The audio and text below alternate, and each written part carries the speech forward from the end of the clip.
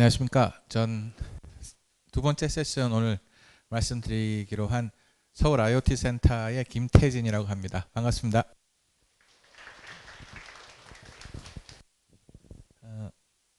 밑에 보시면 제가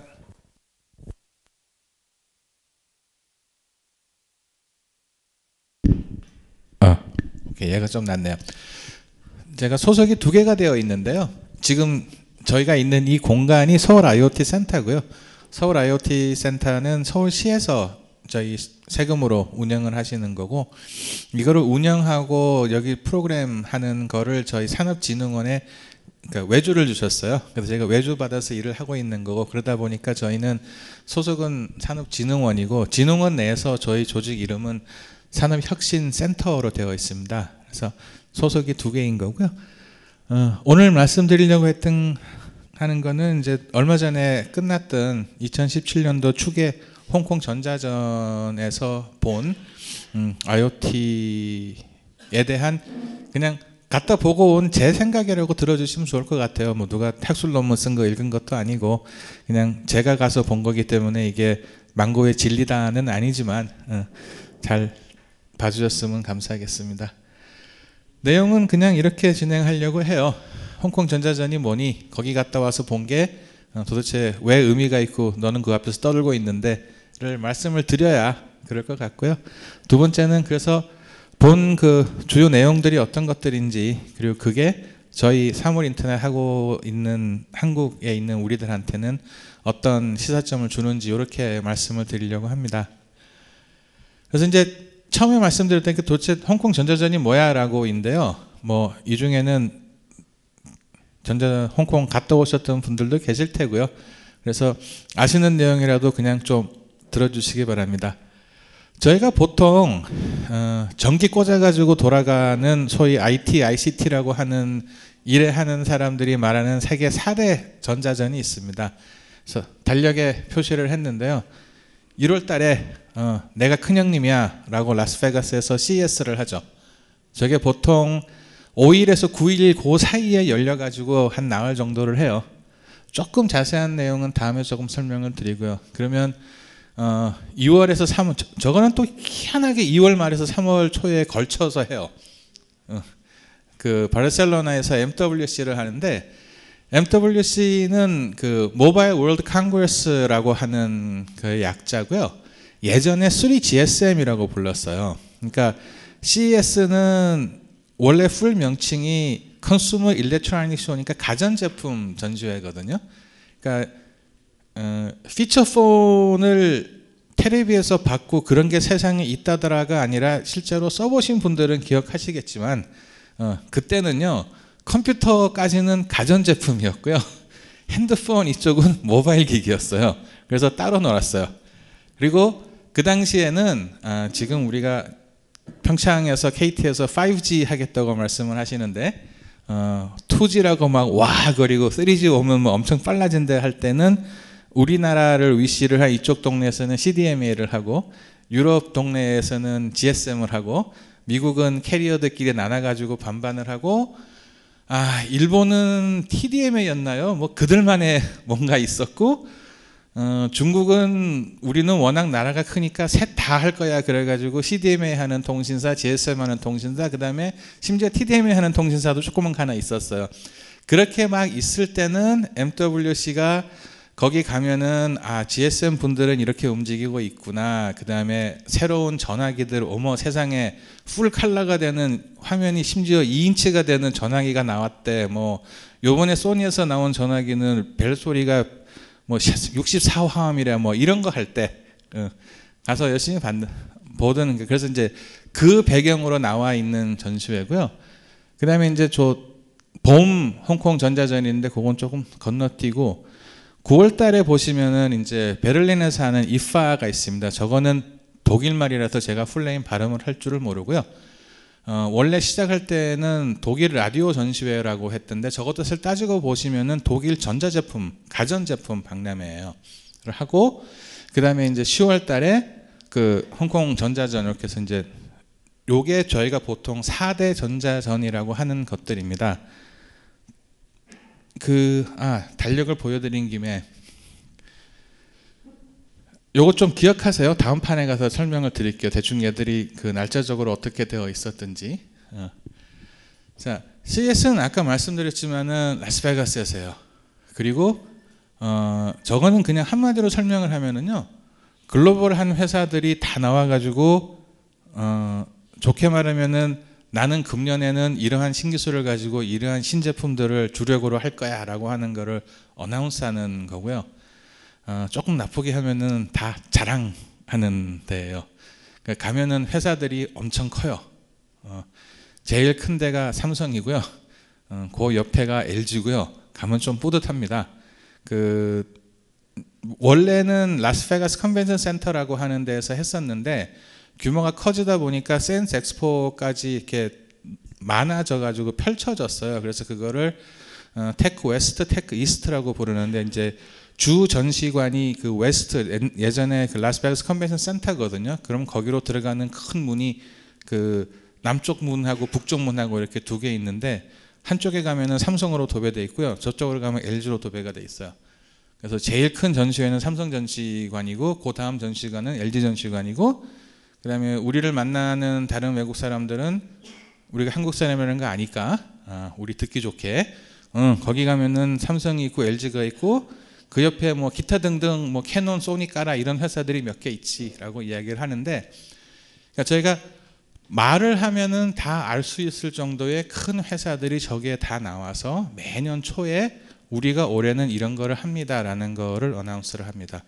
그래서 몇 년 전에 다 기억하시겠죠? 한때 왜 텔레비 만드는 회사들이 다 3D TV 한다 그래가지고 집에 3D TV가 없으면은 아주 큰일 날 것 같이 막 프로모션 하시던 때가 있어요. 그때 3D TV들 다 여기서 내놨고요. 그게 지나가고 나니까 우리가 이제 그 4K라고 하는 거 내놓고 막 하는 것도 여기서 다 했고요. 이제 그런 식이에요. 그러니까 올해는 뭐 할 거다라는 걸 했는데, 이게 의미가 가지는 거는 뭔가 하면은요, 아까 금방 말씀드린 것처럼 큰 회사들이 올해 우리는 뭘 주력할 거야 라는 거를 보여주는 것뿐 아니라, 하다 보니까 우리가 전통적으로 가전제품의 범주라고 생각하지 않았던 데들이 막 들어와요.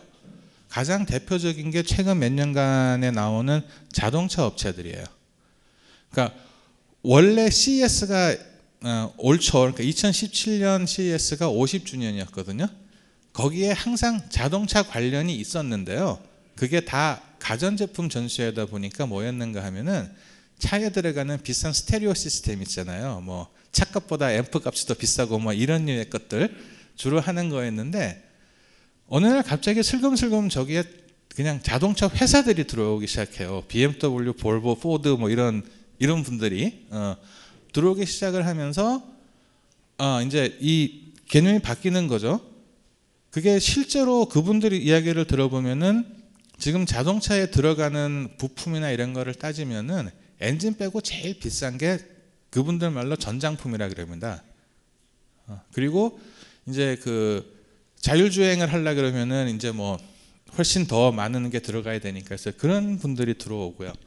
그렇게 해서 우리가 통상적으로 가전제품이라고 생각하지 않았던 범주에 있는 것들이 다 들어와서 그런 큰 회사들이 이런 걸 보여준다는 게 되게 가서 보면서 올해는 이제 미국 시장 이렇게 움직이겠구나라는 거를 보는 거고요. 그런데 이제 아시는 분 아시겠지만은 요즘 IT에서 제일 잘 나가는 두 회사는 여기 절대 안 가잖아요. 애플하고 구글. 그들은 따로 하잖아요. 그래서 애플은 애플 디벨로퍼스 컨퍼런스 이런 걸 하고, 구글은 구글 또 뭐 이런 거를 하고, 그러니까 이제 거기 따라 가지고 삼성, LG도 또 여기를 가기는 하지만 또 삼성 데이하고 LG 데이하고 뭐 이런 걸 하시면서 그런 쪽이 약간 좀 이렇게 열기가 식어요. 그런데 어떻게 알았는지 몇 년 전부터 저 옆에 비고에 써놓은 유레카라고 써놨는데요. 그러니까 지금까지 말씀드린 이 굉장히 큰 회사들이 가는 데였어요. 그런데 아주 조그만 스타트업들을 모아가지고, 그러니까 아직 세상에 나와서 물건을 팔지 않은 그런 것들, 어떤 신기술 이런 거를 쇼오프하는 걸 하기 시작을 했어요. 그래서 처음에는 그게 아까 테크 웨스트, 테크 이스트 말씀드렸는데, 테크 이스트에 한쪽 귀퉁이에 있었어요. 그리고 테크 웨스트가 예를 들면 100이라 그러면은 테크 이스트가 한 뭐 20 정도 되는 정도 규모였고 거기에 한쪽 귀퉁이에 있었는데 이게 미국에 있는 스타트업들 그다음에 저 유럽 쪽에 있는 그러니까 서로 서양 쪽의 스타트업들이 막 나와가지고 이렇게 하다 보니까 그쪽에 훨씬 더 새롭고 재미있고 볼 게 많아져요. 그래서 연초에 그 저희 쪽 그 신문 기사나 이런 거 보시면은 뭐 CES에서 뭐 이렇게 쭉 나오면 아마 눈길을 가는 기사들이 거의 대부분 어떤 그런 삼성전자가 오늘 뭐 한대라는 것보다 세상에 뭐 이런 물건도 나왔어라고 하는 쪽이 훨씬 더 많을 겁니다.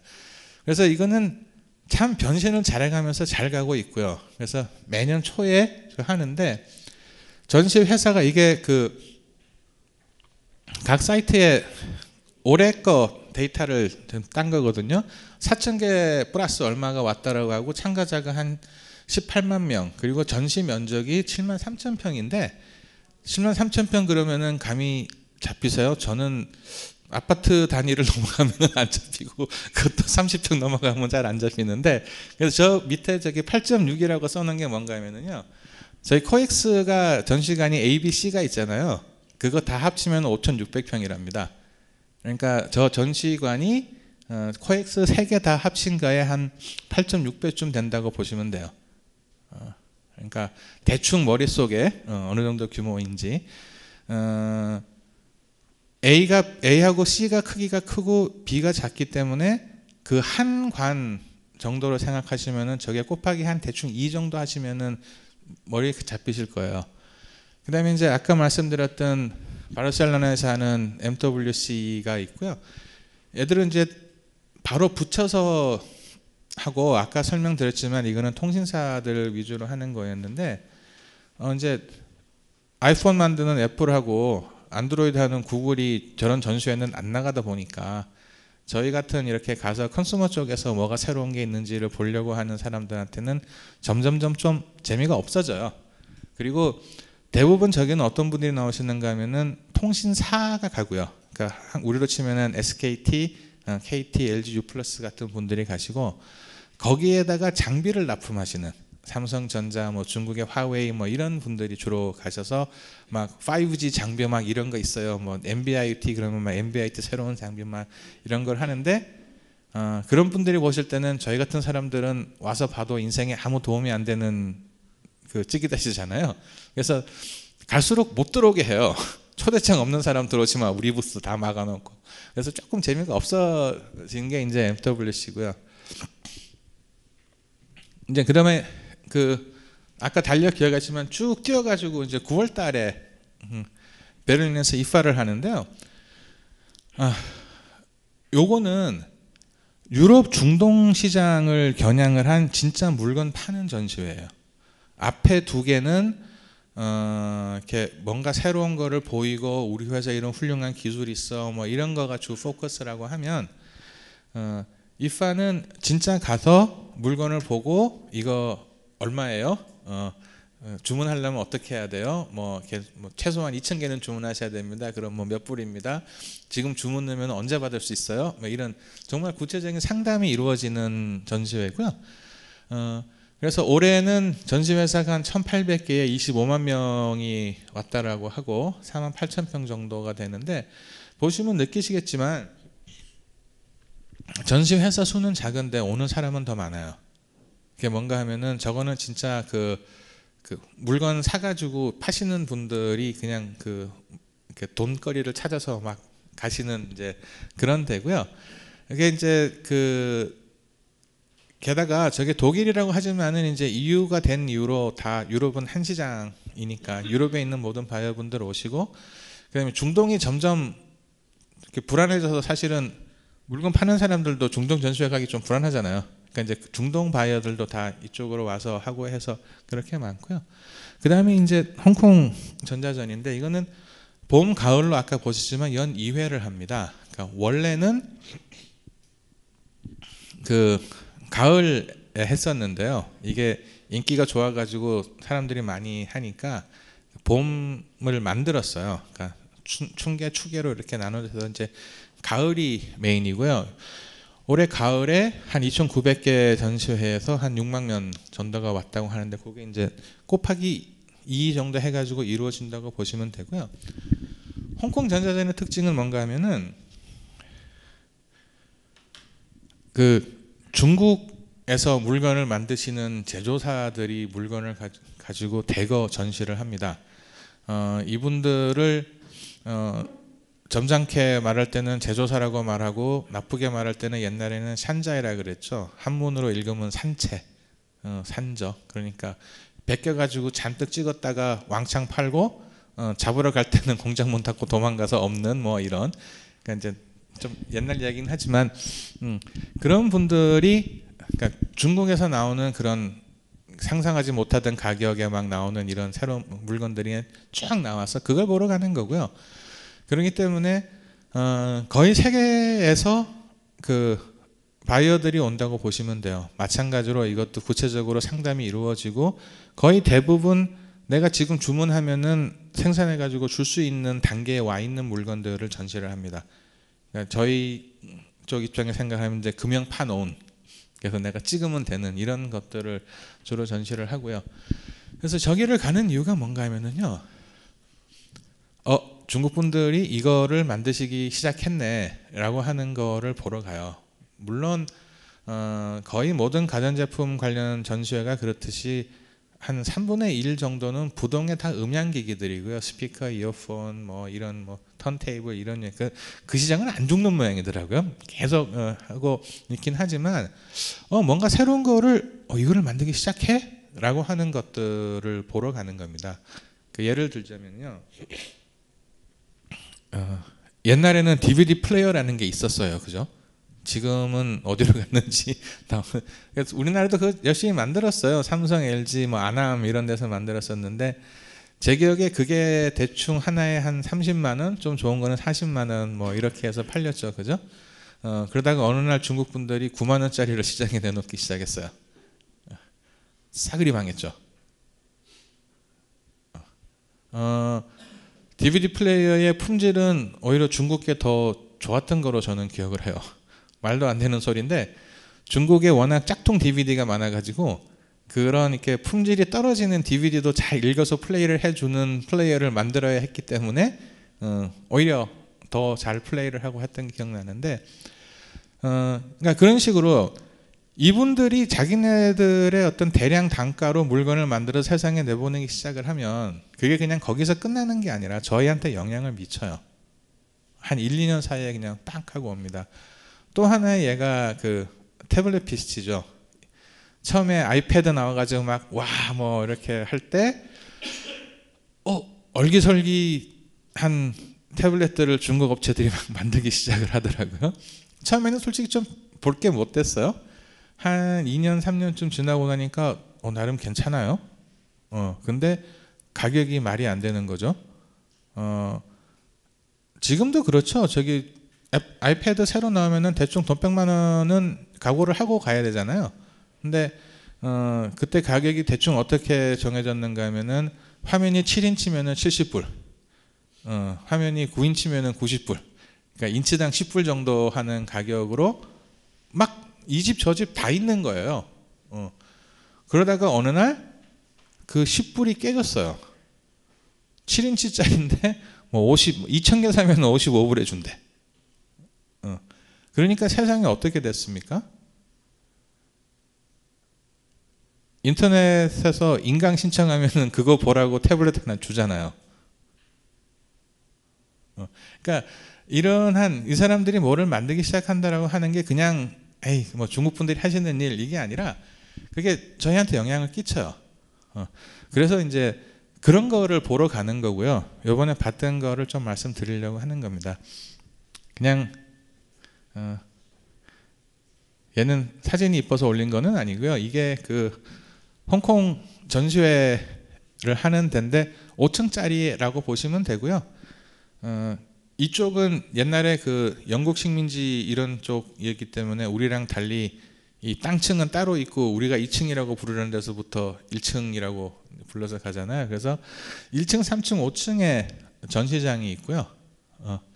그 중간에는 그냥 회의실 이렇게 돼 있는데 여기가 이렇게 A, B, C, D 이렇게 나눈 것만 조금 기억 좀 해주세요. 그래서 1층이 아무래도 제일 좋고 막 이런 회사들이 가 있고, 심지어는 홍콩 분들은 그 1층을 홀로 페임이라고 불러요. 그래서 아무 업체나 안 들여보내주고, 작년에 전시를 했던 업체가 연장을 하겠다 그러면 무조건 그 업체한테 그 우선권을 주고, 뭐 그래서 1층 들어가기가 쉽지 않다라고 하더라고요. 그래서 3층, 5층 이제 올라가는 이런 건데요.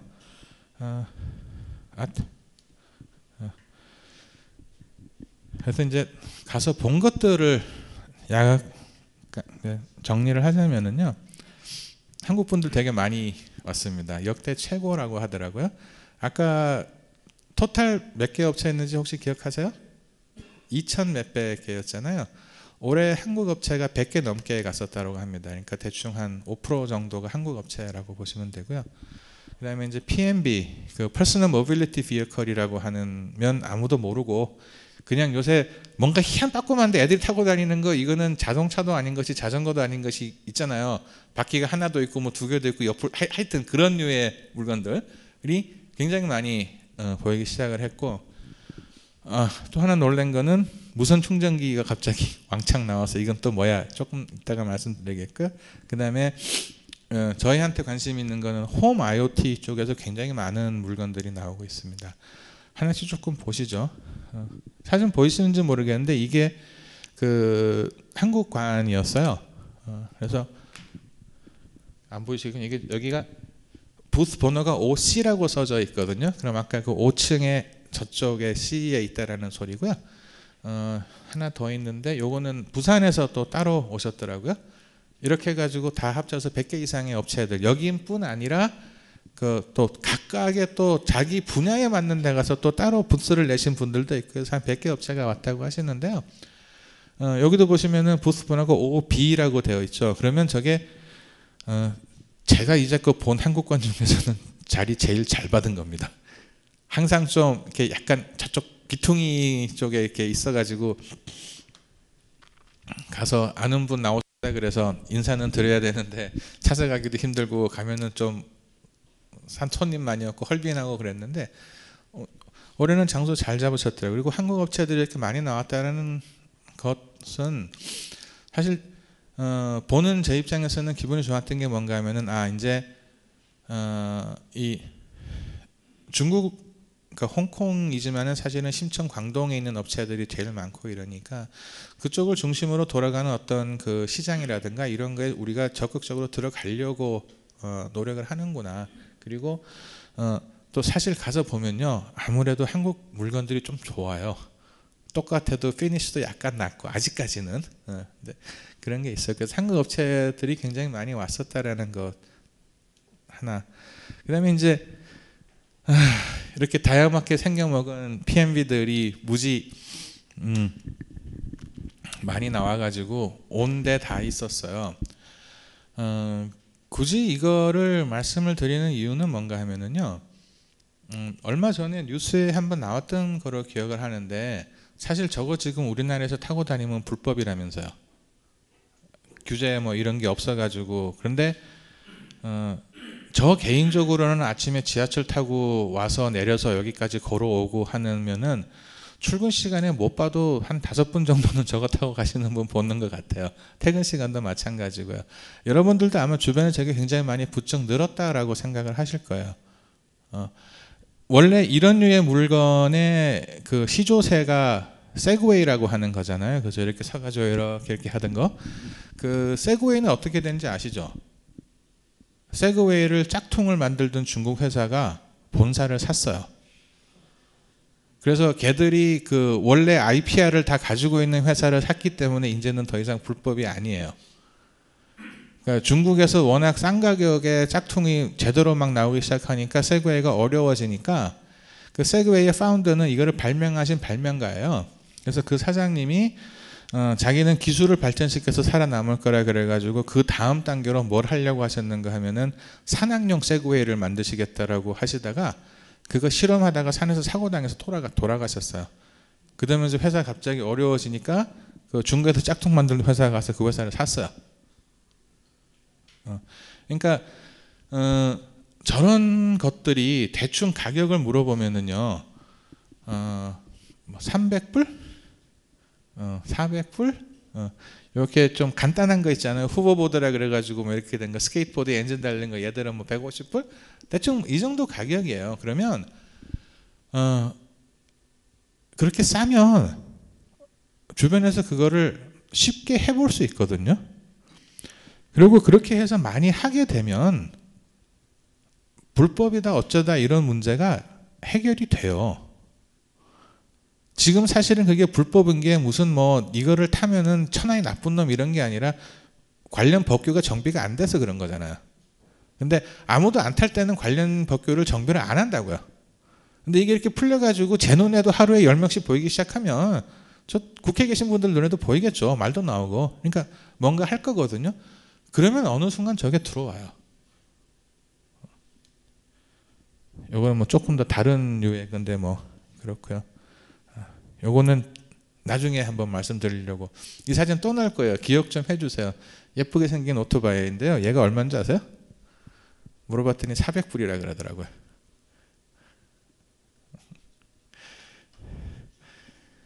그 다음에 이제 우리를 놀라게 했던 게 뭔가 하면은 이 치라고 하는 무선 충전기가 온 동네에 있는 거예요. 원래 무선 충전기 하시는 분들이 있어요. 그리고 그분들은 매년 무선 충전기 제품을 가지고 나오세요. 근데 올해는 이 집은 무선 충전기가 주력이 아닌 업체인데 무선 충전기 제품이 있고요. 되게 많은 거예요. 그래서 도대체 왜 그러니? 라고 물어봤더니 애플이 아이폰 8하고 X에서 무선 충전을 지원하기로 했다면서요.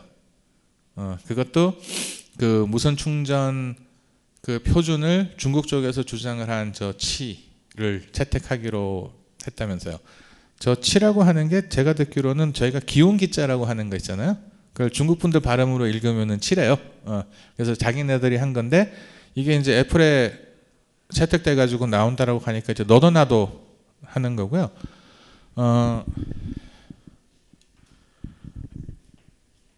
이젠 예뻐요. 옛날에는 그냥 투박하게 못생기고 싼 거였거든요. 이제 디자인도 잘하세요. 예뻐요. 그리고 고민을 했구나라고 하는 생각이 드는 물건들이 나오는 거예요. 그러니까 처음에 그냥 우리가 무선 충전이라는 거를 개념적으로 생각을 할 때는 뭐 이거 케이블 꽂고 빼고 이런 거 안 해도 되고 하니까 편하겠네, 뭐 좋겠네라고 생각을 하지만 실제로 무선 충전을, 그러니까 무선으로 충전하는 기기를 써서 내가 핸드폰을 충전을 한다라고 생각을 해보세요. 그리고 지금 내가 케이블 꽂아가지고 충전을 하는 것과 비교해서 한번 생각해 보세요. 무선이 더 불편해요. 왜냐하면요, 내가 케이블 꽂았을 때는 꽂은 채로 핸드폰 들고 게임도 하고 페이스북도 보고 다 할 수 있잖아요. 무선은 그냥 가만히 모셔놓고 있어야 되잖아요. 그래서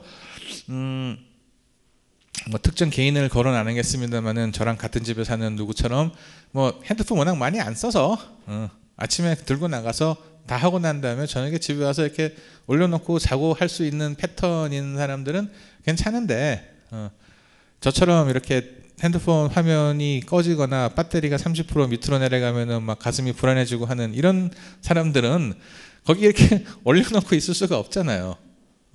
그런데 거기에 대해서 예를 들면은 충전을 하는데 충전기 거치대 자체가 핸드폰을 이렇게 세워질 수 있도록, 그래서 내가 터치를 하거나 동영상 같은 거를 볼 수 있도록 만든 제품이라든가 뭐 이런 것들을 이미 전시하고 있어요. 그 소리는요, 얘는 이제 그 아이폰 8 이전에 나오신 아이폰을 가지고 계신 분들이 쓰실 수 있도록 그 꽁무니에 받고 지 안에 그 무선 충전 케이블 들어가 있는 예쁜 케이스. 그러니까 그 고민하는 것들을 상당히 했더라고요. 그래서 저게 나와요. 그러면 무선 충전이 많이 보급이 되면은 이게 무슨 일이 생길까에 대해서는 한번 생각을 해볼 필요 저희 있다고 생각을 해요. 그 중에 하나가 저희 IoT 하는 입장에서 보면은 센서들을 여기저기에다가 막 달아야 되는데, 그죠? 그 가장 고민하는 포인트 중에 하나가 센서에 전기를 어떻게 공급할 것이냐라고 하는 문제잖아요.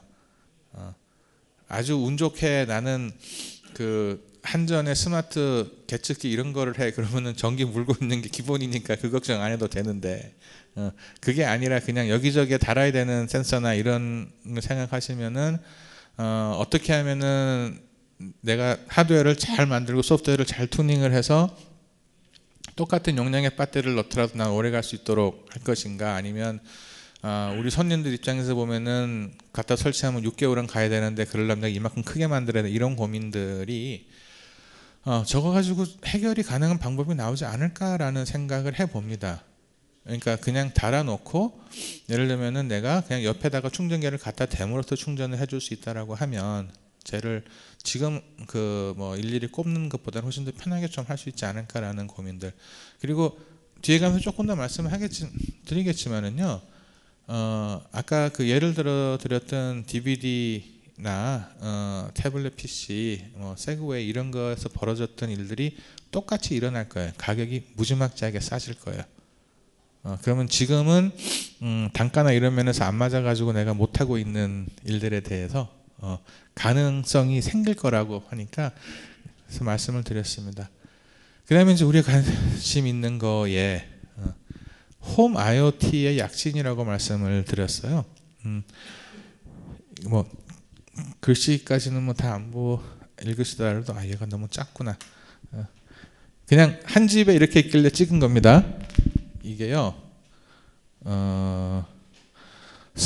스마트 스모크 디텍터고요, 스마트 스위치고요, 스마트 게이트웨이, 스마트 카메라, 그 스마트 소켓, 하여튼 우리가 생각했던 거 스모크 디텍터 뭐시고 다 저렇게 해가지고 나왔어요.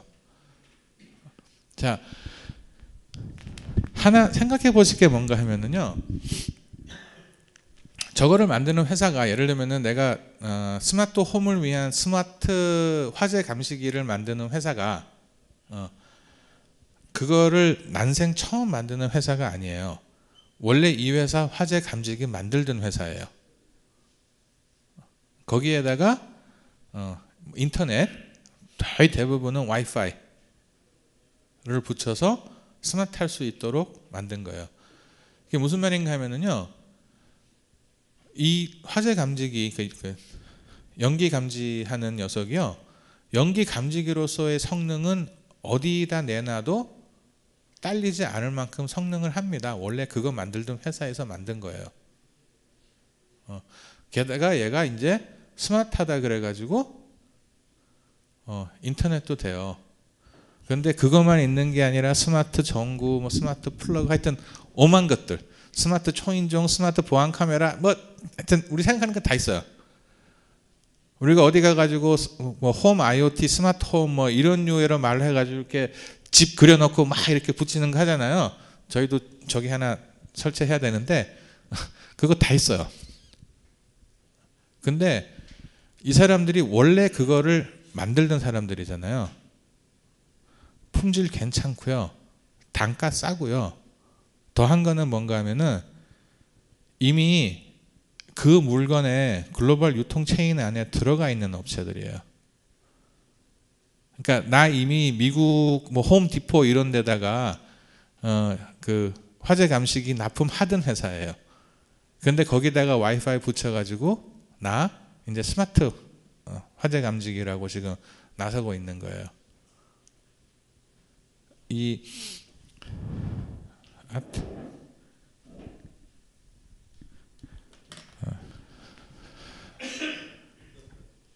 얘도 마찬가지예요. 이게 저기 이름이 재밌긴 한데 저게 뭔가 하면은요, 복도에 전기 콘센트 나와 있잖아요. 걔 저기다 꽂아 놓으면은 제가 그 모션 디텍터가 있어가지고 사람이 오면은 불이 켜져요. 그러니까 밤에 뭐 있잖아요, 그죠? 애들 방에. 그리고 이게 애 방이라서 어두운 거 싫어하면은 나이트 라이트라고 조그만 등 켜주잖아요. 그것도 해요.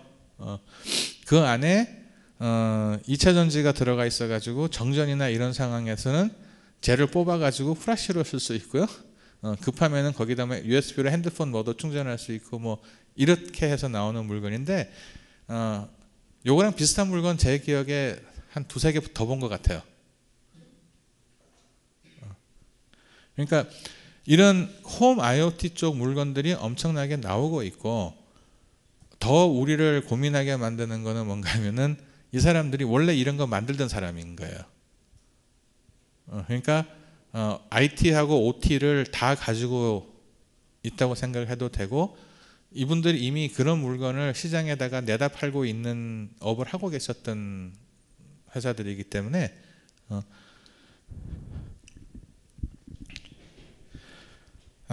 이제 그래서 자, 어떻게 우리 입장에서는 어떤가를 한번 보시자고요. 일차적으로 하드웨어 단가는 아주 급격하게 떨어질 거로 생각하셔야 될 것 같고요. 그다음에 중국 제조업체들이 어떤 그 실력이나 그들이 내놓고 있는 물건의 품질이나 이런 거 되게 좋아질 거라는 것 하나 하고요. 그다음에 나만의 플랫폼을 내가 고집하는 것이 맞느냐에 대한 고민 좀 필요할 것 같고 그래도 로라하고 NB-IoT는 아직은 좀 여유가 있을 것 같다라는 말씀인데 하나씩 보시죠. 하드웨어 단가는 급격히 하락 예상 해서 이 사진은 아까 보여드렸던 거 또 나왔는데요. 제가 이걸 보고 깜짝을 왜 놀랐는가 하면은 홍콩 전자장 가기 그 전주에 코엑스에서 한국 IoT 전시회라는 게 있었어요. 그래서 아까 보셨지만은 제가 IoT 관련 일을 하는 사람이기 때문에 거기도 갔어요. 전기 오토바이가 있더라고요. 멋있게 잘생겼어요. 사장님 이거 얼마입니까 여쭤보니까 많이 단가가 내려와서 이제 400만 원이래요. 얼마 전에는 500만 원이었대. 이거 누가 삽니까? 그랬더니 그 중국집 피자집 사장님들을 대상으로 만든 거래요. 그래서 이거를 가지고 배달을 하면은 기름값이 아껴지기 때문에 400만 원을 뭐 이렇게 하면은 얼마 정도면은 그 이제 단가가 뽑힌다. 이런 설명을 쭉 들었어요. 설명을 들으면서 내리 이 한쪽의 생각은 뭔가 하면은 제가 알기로 지금 오토바이 배달하는 친구들이 타고 다니는 그 스쿠터 대부분 중고인데 그 중고 가격이 50만 원 이상 할 가능성이 굉장히 낮다라고 보는데 400만 원짜리를 과연 팔아가지고 이게 팔릴 수 있을까라는 고민을 했었어요. 이제 그런 고민을 한 기억이 머릿속에 있는 상태에서 중국에 가가지고 보니까 막 있는데 아까 그 보셨던 건 약간 좀 장난감스럽잖아요. 그죠? 얘는 진짜 타고 다닐만 하게 생겼어요. 그래서 깜짝 놀라갖고 야 이거 얼마니라고 물어보니까 400불이래요. 물론 누가 저거를 수입해가지고 하면은 뭐 이제 운송비에다가 뭐 이것저것 뭐 그 수입하시는 분도 뭐 남기셔야 되고 파니까 그 대충 우리 알잖아요. 그죠? 내가 사입을 한 400불에 하면은 시장 같은 내다 팔 때는 100만 원 좀 되겠구나라는 감이 잡히긴 하지만 어찌됐든 간에 가격 차이가 너무 나잖아요. 근데 이런 업체가 그 전시회에서 제가 그 집 하나만 봤으면 뭐 똘똘한 친구 하나 있더라라고 하겠는데 그게 아까 아닌 거 보셨잖아요. 그러니까 물론요 성능은 떨어져요. 아까 말씀드렸던 그 한국 거는 뭐 최고 속도가 시속 80km고요. 한 번 충전하면은 80km인가 뭐 60km 왔다 갔다 할 수 있다라고 하고 그리고 그것도 더 예뻐요. 아마 더 튼튼도 할 거예요. 하지만 악화가 양화를 구축하잖아요. 세상에서는.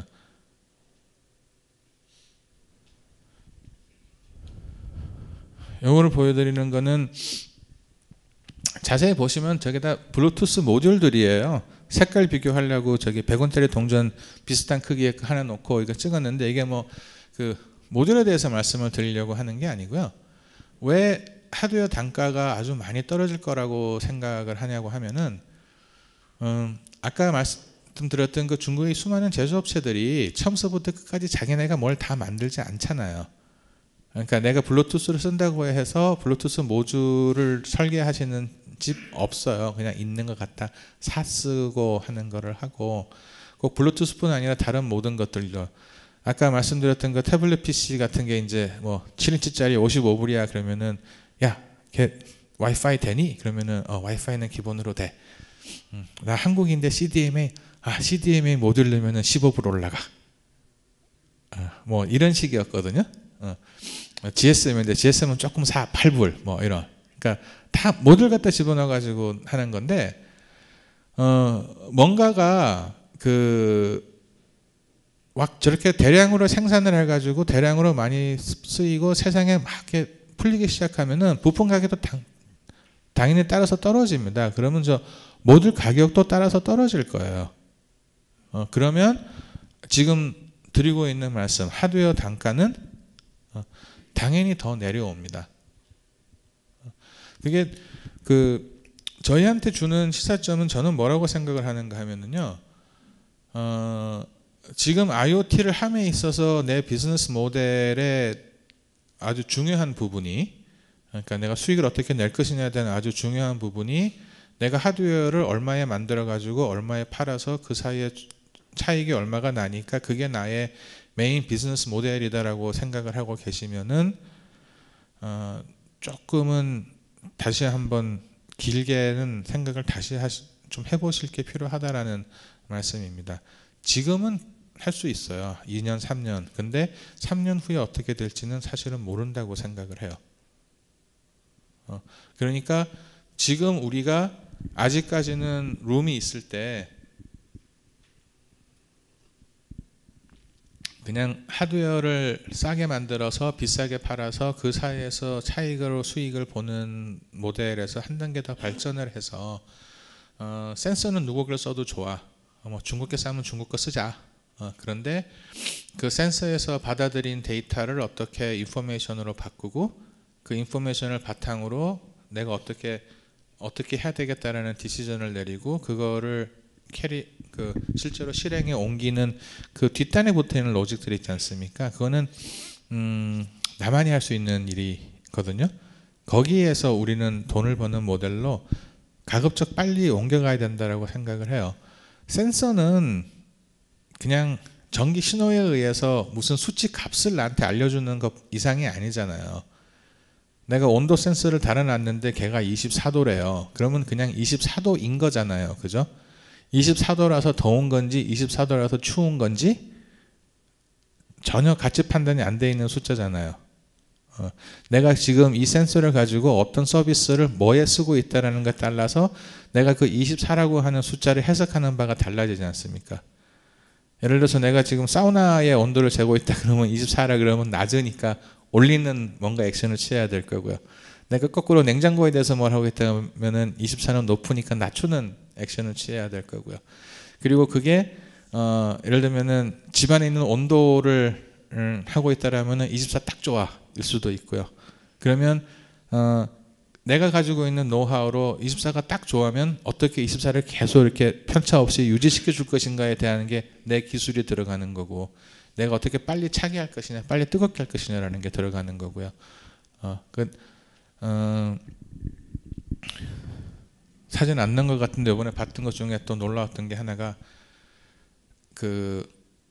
이 화분에다가 이렇게 꽂으면 습도, 온도, 뭐 막 이런 pH 뭐 이런 거를 재는 애가 있는데 그런 거는 몇 개 봤어요. 근데 한 집이 깜짝 놀랐던 게 뭔가 하면은 대학 교수들이랑 같이 해가지고 5,000개의 식물 종류에 대해서 얘들의 최적 생장 조건을 다 DB로 만들어서 그거를 제공하는 앱이랑 같이 제공을 하더라고요. 그러니까 예를 들어서 내가 상추를 키우면 상추 뭐 씨를 뿌리는지 모종을 하는지 모르겠지만은 그렇게 하고 걔를 꺾고 자 오늘부터 우리는 저 데이 원이야 라고 하면은 얘가 알려주는 거예요. 지금 예를 들면 습도가 몇 %인데 상추는 요때쯤이면 습도가 얼마가 좋으니까 물을 더 주세요 덜 주세요 뭐 이런 거, 온도를 높이세요 낮추세요 라고 하는 거, 그게 기본이지 않습니까? 그러니까 하드웨어 단가는 내려갈 거예요. 저희는 뭐 중국 사람들이 하드웨어 싸게 만들면 우리 그거 사다 쓰면 되잖아요. 나는 돈 버는 거는 그 뒷단에 훨씬 더 부가가치가 높은 쪽으로 가야 되는 거죠. 그리고 중국 제조사들의 약진이 예상된다고 말씀을 드렸는데요. 이게 전군데 그러니까 스탠드잖아요. 특별히 잘생긴 스탠드도 아니에요. 근데 저기가 무선 충전이에요. 아까 그 치 말씀드렸던 거 있잖아요. 그러니까 아마 제가 봤을 때 저 집은 원래 스탠드 만드는 회사였던 것 같아요. 근데 무선 충전이 막 보편화될 거다라고 이야기를 하고, 그 다음에 무선 충전 기능을 구현하기 위한 모듈들이 손쉽게 구할 수 있고, 그게 많이 쓰이면서 중국 내에서는 단가가 리저너블한 선에 들어왔던 모양이죠. 그러니까 저기 넣어서 저렇게 만드는 거예요. 이거를 보여드리는 이유는요, 이 제품 자체 하나만 가지고 얘가 좋다 나쁘다 이런 게 아니라, 예전에는 이분들 그냥 베끼는 게 업이었잖아요. 그래서 아까 말씀드렸지만은 베껴서 싸게 시장에 왕창 내고 돈 번 다음에 잡으러 오면은 문 닫고 도망가고. 근데 거기서 더 이상 머물고 있지 않아요. 사실 따지고 보면 저희도 옛날 선배들 이야기 들어보면 일본 제품 사다가 뜯어서 복사해가지고 내다 팔았다면서요. 그래서 여기까지 왔잖아요. 그러니까 똑같이 올 겁니다. 이것도 치 충전기인데요. 얘 보여드리는 이유는 일단 예쁘고요. 디자인이 저희가 뽑은 것만 못하지 않아요. 그리고 어떻게 쓸 건지에 대한 고민도 저희보다 훨씬 더 많이 한 것 같아요. 이쪽을 보시면은요, 동그랗게 생긴 애 있잖아요. 제가 어떻게 하게 돼 있는 건가 하면은 기존에 있는 저런 탁자에다가 동그랗게 홈을 내서 파고 거기다 꼽게 만들어 놓은 거예요. 그러니까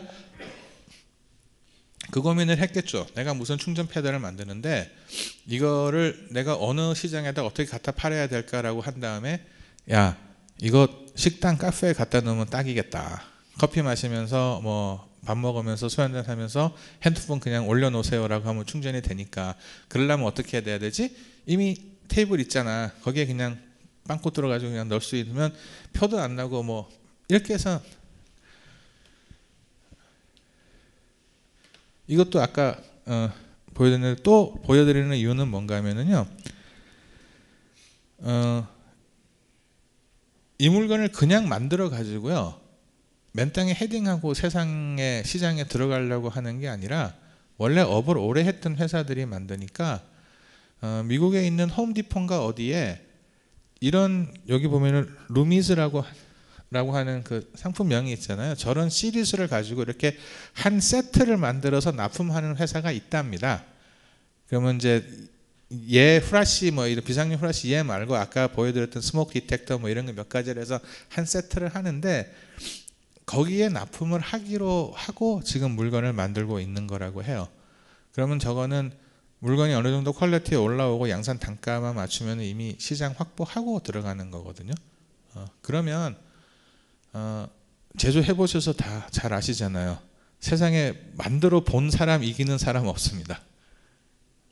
내가 아무리 시작할 때는 내가 기술이 더 좋고 아는 게 많고 뭐 이렇지만은요, 나는 1000개 만들 때 저분은 10,000개 만들었으면 언젠가는 저분이 나보다 잘해요.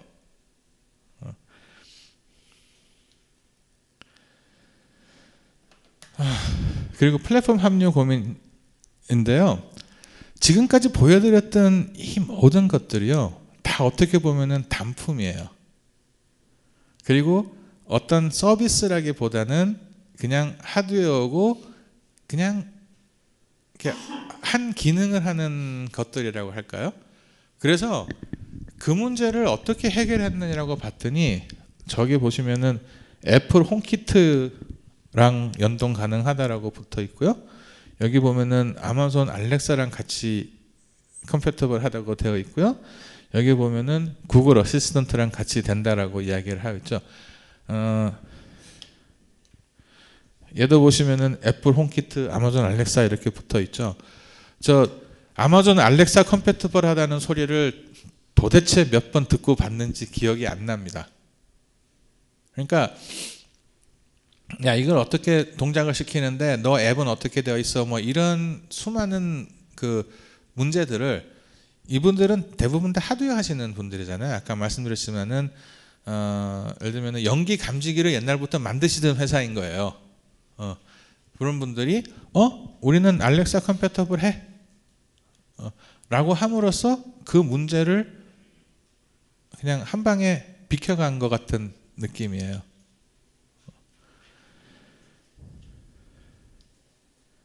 이건 뭐 하나 더 있어서 그냥 보여드리는 건데요. 그러니까 그것도 이제 IoT를 한다라고 하는 저희들 입장에서 한번 고민해 볼 필요가 있다라고 생각을 합니다. 무슨 말인가 하면은요. 세상에 지금 시가총액이 제일 높은 10개 회사를 줄을 나래비를 세우면은 10개가 다 뭐 플랫폼 회사인가 그렇다면서요. 그 저기 오바마의 현인 그 아저씨네 투자 회사가 구등에 있다가 내려갔다나 뭐 어쨌든 뭐 그래서 지금 그렇다라고 해서 플랫폼을 하면 되게 좋아요. 나도 하고 싶죠. 그래서 모두가 다 플랫폼을 하고 싶어 해요. 근데 그렇게 해가지고 누구나 다 플랫폼이 될 수 있으면 플랫폼이 그만큼 가치가 없을 거예요. 되기가 어려운 거를 성취를 했기 때문에 그만큼 초과 이익을 누리고 있다고 저는 생각을 하거든요. 근데 내가 지금 뭔가를 새로 세상에 내놓는 입장에서 뭔가 새로운 걸 하는 입장에서 A에서부터 Z까지를 내가 다 하겠다. 그래서 플랫폼도 내 플랫폼이고 뭐 앱도 내 앱이고 하드웨어도 내 하드웨어고 막 영업망도 내 영업망이고 이렇게 하면 너무 어렵잖아요. 그래서 우리의 꿈은 높은 데 두고 있으시되 지금 당장 시작하는 거는 기존에 있는 플랫폼하고 내 거하고 연동이 잘 돼 라고 하는 것도 아주 괜찮은 방법일 거다라고 생각을 하고요. 다행인 것은 우리는 또 한국만의 또 플랫폼들이 있잖아요. 그러니까 알렉사하고 구글 어시스턴트가 있으면 우리는 저기 R이라고 부르는 뭐 누구도 있고요. 마음이 조금 안 나네. 어쨌든 그 뭐 카카오에서 낸다 그러고 네이버에서 낸다 그러고 그렇게 나오잖아요. 그래서 저는 그게 어떤 것이 되든 내가 만드는 내 그 물건에 조금 더 내 사용자가 쓰기 편하시도록 해줄 수 있다라고 하면은 컴패티블하게 만드는 것이 맞지 않은가. 또 그렇게 하심으로 해서 처음 시작하는 때부터 너무나 많은 짐을 이렇게 막 얼머지고 시작하는 걸 조금 더 쉽게 갈 수 있으면은 충분히 한번 해볼 것 아닌가라는 말씀을 드리고 싶었습니다. 그리고 이제 로라하고 이제 NB-IoT로 오는데요. 다행히 아직은 여유가 있습니다. 눈에 불을 켜고 돌아다니면서 야, 너 로라 되니? 너 NB-IoT 되니? 라고 물어보고 돌아다녔는데요. 로라 된다라고 말을 한 집들은 손에 꼽을 정도로 작았어요. 그것도 우리 한국에서 하는 SKT향 로라는 아직 못 봤고요. 다 그 왜 로라 원이라고 하는 기본 표준을 지원하는 데들은 몇 군데 있었습니다. 이 사진을 올린 게 뭔가 하면은 자세히 보시면은 보이실지 모르겠는데 그 옆에 있는 프랭카드하고 제가 사진 찍은 거하고 조금 다르죠. 이거는 A3에다가 인쇄를 해가지고 붙여놨다. 그러니까 그만큼 아직 준비가 안 돼 있다는 거를 상징적으로 보여준다 싶어서 이 사진을 올렸습니다. 그러니까 로라가 있다라는 거는 알고 있고요. 그거를 만들 능력은 되는 것 같아요. 왜냐하면 이분들은 로라를 자기가 알아야 되는 게 아니라 로라 모듈을 사서 꽂으면 된다로 문제를 해결하시는 분들이기 때문에 하지만 아직까지는 그 로라를 중국에서 이렇게 막 준비하고 대세가 이루는 것 같지는 않아요. 거꾸로 이야기를 하면 아직 한국 로라 시장이 크지 않아서 무시당하는 거일 수도 있긴 하지만 저희 입장에서 보면 아직은 여유가 좀 있어 보입니다. 그리고 로라뿐 아니라 파이어박스도 마찬가지로 그렇게 많이 보지 못했어요. 파이어박스가 제가 듣기로는 유럽에는 제법 많이 깔렸다라고 하는데도 불구하고 아직 그리고 거의 대부분이 와이파이인 게 아마 그게 그 기존의 다른 것들을 전통적으로 생산하시던 중국 제조사들의 기술적 한계가 딱 거기까지 아닐까 싶어요. 와이파이나 블루투스는 워낙 많으니까 그건 쉽게 갖다가 집어넣을 수가 있는데 로라나 NB-IoT 쪽은 아직 아닌 것 같고요. NB-IoT는 제 기억에 된다라고 말하는 데를 본 적이 없고요. 한 집은 NB-IoT라고 써져 있길래 열심히 가서 이거 어떻게 된 거니라고 물어보니까 개발 중이라고 이야기를 하더라고요. 그래서 이 그 로라나 NB-IoT는 아직까지는 그런 면에서 한국이 조금 더 빨리 가고 있다고 생각을 하고요. 시간이 다 되어가서 이제 마무리를 지어야 될 것 같은데, 한편으로는 좀 이렇게 우울한 말씀 드린 것 같아서 죄송한데요. 뭐 이렇게 모르고 가다가 뒤통수 두드려 맞는 것보다는 기분 조금 우울하더라도 알고 준비하는 게 저는 필요할 것 같아서 말씀을 드렸고요. 다 우울하지만은 않습니다.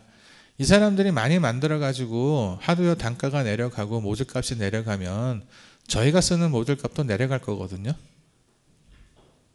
그리고 영어 속담에 그런 말 있잖아요. 이기지 못할 것 같으면 합류하라고. 우리가 중국 사람들이 그렇게 싸게 퀄리티 있는 물건 만들면 우리가 사다 쓰면 되죠. 내가 그거를 만들어서 먹고 살아야 되는 비즈니스 모델만 개선할 수 있으면 굳이 그럴 필요 없지 않습니까? 아니면 중국이 그렇게 싸게 생산할 수 있는 어떤 사회적 기반이나 제도 뭐 하여튼 이런 것들이 갖춰져 있다라고 하면 내 물건을 중국에 생산 못할 이유도 없지 않습니까? 그래서 이런 트렌드가 있고, 그게 모두에 말씀드렸지만은 제가 본 제 생각이고 이게 뭐 100% 확실한 것은 아니니까요. 어찌됐든 간에 이런 움직임이 있다라는 거를 좀 기억을 하시고 앞으로 그 일을 하시는데 조금이라도 도움이